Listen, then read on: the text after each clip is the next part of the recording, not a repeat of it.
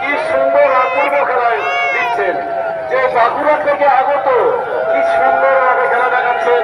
এতেই যদি মানুষের মনে মনোরঞ্জন না হয়, গ্রামের মানুষের কাছে মনোরঞ্জন না হয়, তাহলে কি করে হবে? আপনারা কি জন্য ঘুরাতে পারছেন না?